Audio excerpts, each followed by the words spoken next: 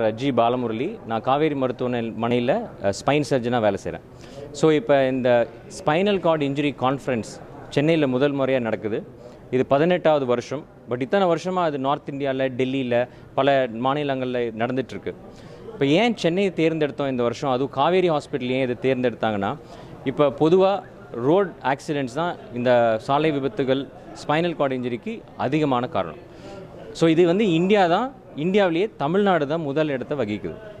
So இதை பற்றி நம்ம மக்களுக்கு நிறைய தெரியணும். அதாவது பப்ளிக்குக்கும் தெரியணும். ரெண்டாவது, இதை பார்த்துக்கிற doctors, paramedical staff, physiotherapist, occupational therapist, psychologist, அவங்க எல்லாருக்கும் இதை பற்றி தெரியணும். ஸோ சாலை விபத்துகள் தவிர்க்கிறது ஒரு பக்கம்.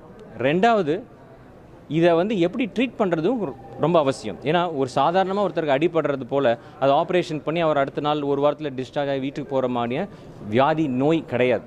ஒன்ஸ் முதுகுத்தண்டில் அடிபட்டால் அது பர்மனெண்ட் டேமேஜ் அவங்களுக்கு கொடுக்கும். ஸோ இதனால் அவங்களால நடக்க முடியாது, அவங்களால உடம்பை வந்து ஃபீல் பண்ண முடியாது, யூரின் டாய்லெட் போக முடியாது. ஸோ இந்த மாதிரி பல விஷயங்கள் இருக்குது. அவங்க இந்த பிரச்சனையோட லைஃப் லாங் இருக்கணும். ஸோ இது வந்து ஒரு சோஷியல் ப்ராப்ளம். என்னென்னு பார்த்தீங்கன்னா, இது வந்து அதிகமாக ஆண்களுக்கு தான் இந்த ப்ராப்ளம் வருது. யூஸ்வலாக அவங்க வந்து பிட்வீன் 20 to 40 இயர்ஸ் இருக்கிறாங்க. அவங்களில் வந்து பார்த்திங்கன்னா the main bread winners of the family. So இப்போ அவங்களால வந்து வேலைக்கு போக முடியலன்னா இது அவங்க என்டையர் குடும்பத்தையே முடக்குது.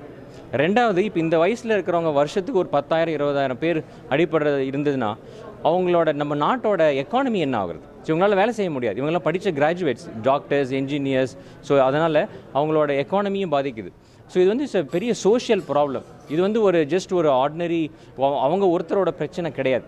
ஸோ இதை வந்து கவர்மெண்ட்னாலேயோ இல்லை ப்ரைவேட்னாலேயோ மட்டுமே இதை வந்து தீர்க்க முடியாது. கவர்மெண்ட்னால நிச்சயமாக இதை ஃபுல்லாக முழுமையாக தீர்வடைய முடியாது. ஸோ ப்ரைவேட் ஹாஸ்பிட்டல்ஸும் இதில் வந்து பங்கேற்கணும். ஸோ அதனால தான் இது வந்து நாங்கள் காவேரி ஹாஸ்பிட்டலில் அது ஒரு இனிஷியேட்டிவாக எடுத்து ஒரு ரீஹாபிலிட்டேஷன் சென்டரோட சீக்கிரமே வரப்போகிறோம். ஸோ இதோட ப்ராசஸ் எல்லாம் இருக்குது. இன்னும் ஒரு ஃபியூ மந்த்ஸில் அனௌன்ஸ் பண்ண போகிறோம். ஸோ இந்தியாவிலேயே முதல் முறையாக ஒரு ப்ரைவேட் செட்டப்பில் ஒரு பெரிய ரீஹாபிலிட்டேஷன் சென்டர் நம்ம சென்னையில் வரப்போகுது. ஸோ அதை பற்றி நான் உங்களுக்கு சீக்கிரமாக மீடியாவுக்கு நாங்கள் அறிவிப்போம். சார், பொதுமக்கள் வந்து அந்த முன்னெச்சரிக்கையாக அந்த போன்ற தண்டுவட பிரச்சனைகள்லாம் வராமல் இருக்குது. ஸோ பொதுமக்கள் என்ன நடவடிக்கை எடுக்கணும்னா, இதோட சீரியஸ்னஸ் வந்து ஆக்சுவலாக நிறைய பேருக்கு புரியறதில்லை. முதல் விஷயம் தவிர்க்கிறது. So prevention is better then cure. So நீங்கள் எந்தெந்த இடத்துலலாம் தவிர்க்க முடியும், சாலை விதிகள் ஒழுங்காக யூஸ் பண்ணுறது. ஹைட்டில் வேலை செய்கிறவங்க தான் நிறையா தமிழ்நாட்டில், மரம் ஏறுறவங்க, பில்டிங் சைட்டில் வேலை செய்கிறவங்க, கன்ஸ்ட்ரக்ஷன்ஸில் வேலை செய்கிறவங்க. ஸோ இவங்கெல்லாம் வந்து கண்டிப்பாக ரொம்ப கேர்ஃபுல்லாக சேஃப்டி ப்ரிகாஷன் யூஸ் பண்ணணும். ஏன்னா விழுந்ததுக்கப்புறம் நீங்கள் எத்தனை கோடி காசு வச்சுருந்தாலும் இதை வந்து உங்களால் வந்து சரி பண்ண முடியாது. இந்தியாவிலன்ட்டு இல்லை, வெளிநாட்டுக்கு நீங்கள் போனால் கூட இதை வந்து சரி பண்ண எதுவும் இல்லை.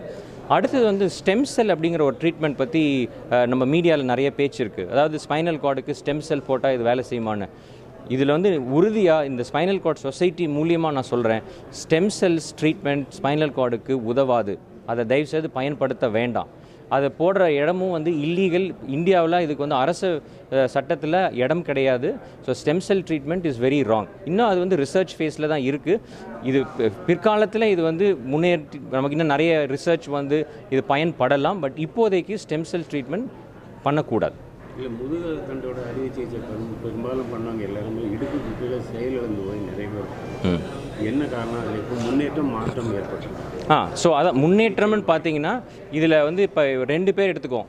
ஒருத்தருக்கு வந்து முதுகுத்தண்டில் அடிபட்டு அவர் வந்து எதுவுமே பண்ணாமல் வீட்டிலே இருக்கிறவருக்கு லைஃபுக்கும் இது வந்து முறையாக போய் ஒரு ரீஹாபிலிட்டேஷன் சென்டரில் அவங்க வந்து மறுவாழ்வு பயிற்சி எடுத்து அது முன்னேறினவங்களுக்கும் பயங்கர வித்தியாசம் இருக்குது. அதாவது நீங்கள் வீல் சேரில் இருக்கிறாங்கன்னு சொல்லிட்டு அவங்கள தப்பாக எடை போட முடியாது. ஸோ அவங்களோட கேப்பபிலிட்டிஸ் வந்து இன்னும் நிறையா இருக்குது. இன்ஃபேக்ட் இன்றைக்கி சாயந்தரம் வந்து நாங்கள் தமிழ்நாடு ஃபுல்லாக போய் ஒரு பெரிய வீடியோ ஒன்று எடுத்திருக்கோம். அதாவது ஒவ்வொரு சென்டருக்கும் ஒவ்வொரு ஸ்டேட்டுக்கும் ஒரு குரூப் போய் ஒரு 3 மாதமாக வீடியோ எடுத்து அந்த வீடியோ ஒரு டாக்குமெண்ட்ரி ஃபில்மாக இன்றைக்கி சாயந்தரம் ரிலீஸ் பண்ணுறோம்.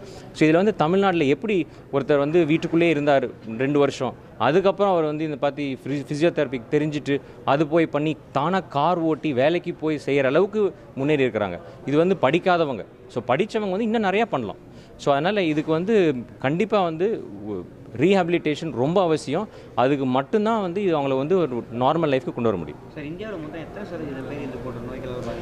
ஸோ இதில் பார்த்தீங்கன்னா கிட்டத்தட்ட ஒரு 10 to 15,000 வருஷத்துக்கு இத்தனை பேர் அடிபடுறாங்க. நமக்கு இது வரைக்கும் ஸ்டாட்டிஸ்டிக்ஸ் கிடையாது எவ்வளோ பேர் இது மாதிரி இருக்காங்கன்ட்டு. பட் பல லட்சங்கள் இருக்கும். ரொம்ப தேங்க்ஸ், நன்றி. Q7 TV நியூஸை சப்ஸ்கிரைப் பண்ணுங்கள், பக்கத்தில் இருக்க பெல் பட்டனை ப்ரெஸ் பண்ணுங்கள். நன்றி.